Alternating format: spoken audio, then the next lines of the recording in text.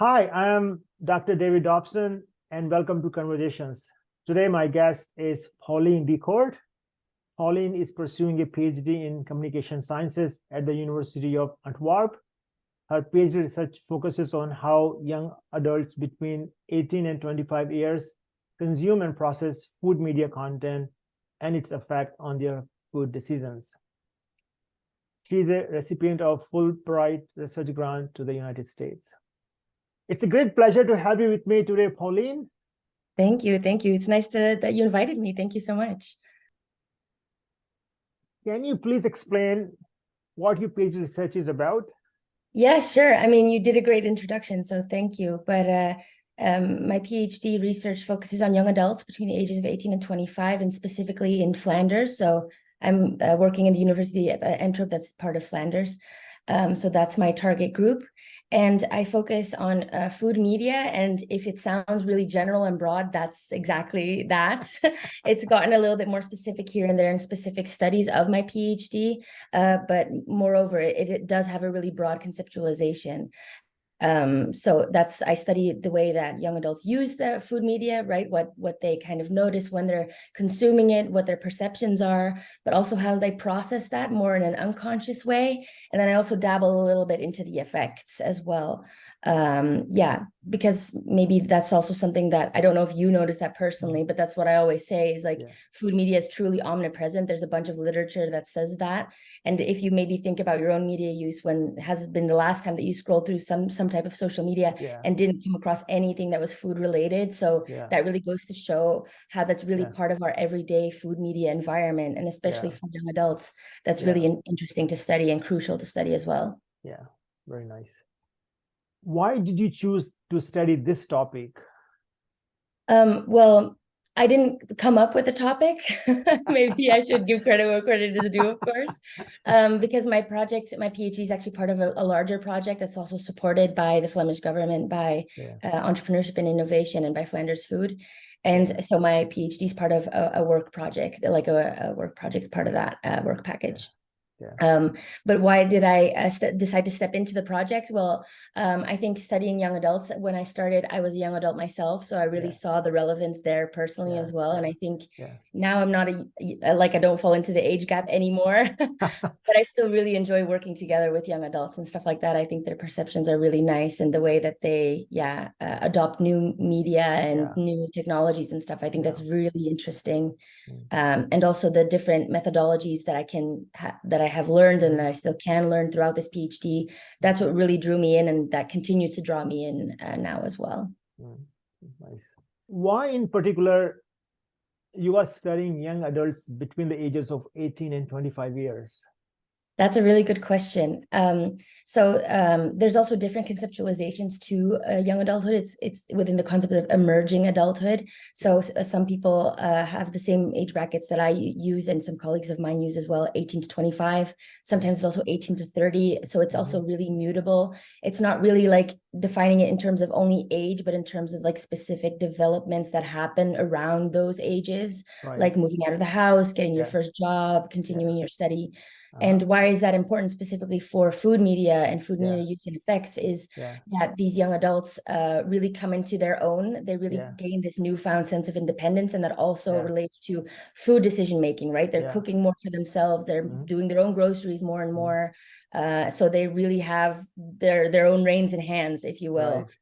So how media maybe affects part of those processes is really crucial to consider, because with this age group, the decisions that they're starting to make at this age and the habits that they're creating can really be a lifelong. So also in terms of health, but even for marketers creating like a lifelong consumer base or something like that, it's a really, really interesting age group to study. Yeah, for sure.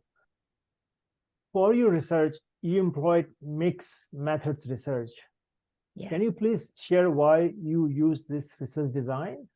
Of course. Well, it was also part of the project, but as I said, that's what really got me really enthused about the project as well. And it's really about how media studying media, studying its effects, studying its use and processing is really complex. Yeah. I'm not to say like I have all the answers at the end of this PhD. I think I have more questions than answers, but I think engaging in this mixed methods approach with like Yeah. qualitative, with interviews, really taps into really like individual perceptions of food media in my case. And then also studying that processing through media psychophysiology, where we tape electrodes to people's faces, for instance, that really taps into more of an unconscious way of consuming that content, and then effect. So not to say that I've, with the methods that I've specifically used, I can capture the range. I think there's way more methods that I could continue to be involved in. But I think having some type of mixed methods, especially for media use and media effects, is really interesting. I would recommend it to anyone, but also kind of crucial to understand that process a bit more broadly than with one method alone. Right, nice. So far, what have you learned from your research?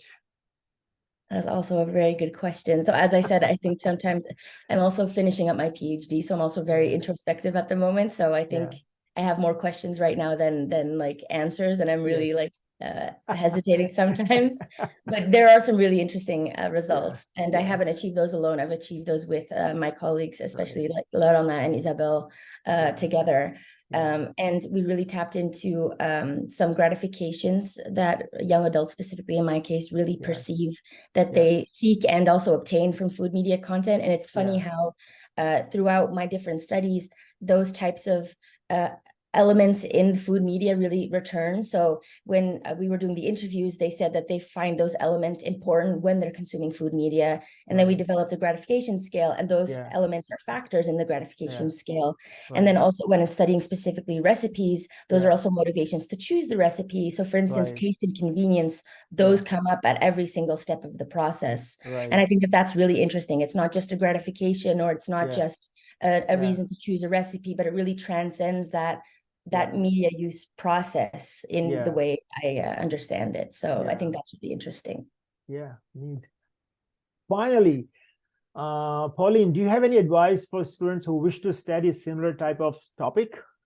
I mean, I think maybe some stuff that I've noticed throughout the years and that have really helped me do this research is, but I might be getting a bit general. I think if someone's watching this really interested in food, they might be like, oh, that's not really specific to food, but maybe just in general, doing a PhD can be pretty daunting, but you should really, I really stand by this idiom of there are no stupid questions, and sometimes it takes a while to understand that and to practice what you preach in that sense, especially if you're still learning, but really kind of face that fear, you know, just ask the questions that you think are stupid, because chances are highest that people won't find those are stupid at all. And especially really go for the deep end, you know, like these new methods. And when I was starting, I didn't know anything about these methods, most of them. So I've really learned a lot by just trying it, by just doing it. And I'm not saying that I've done it perfectly, but I have gained experience with those, with trying that. So just really, for other PhD students like me, just really go for it and ask the questions, and also maybe think outside the box is also really nice, especially when you're studying media and food and stuff like that. It's really broad, it's really complex. So maybe thinking outside of the box and discovering a new methods or mixing methods in novel ways, I think that that's really interesting. So don't be scared to try all of that. Oh, thank you for that. Thank you for your time, Paulien. Have a great rest of your day. Thank you. You too. Thank you.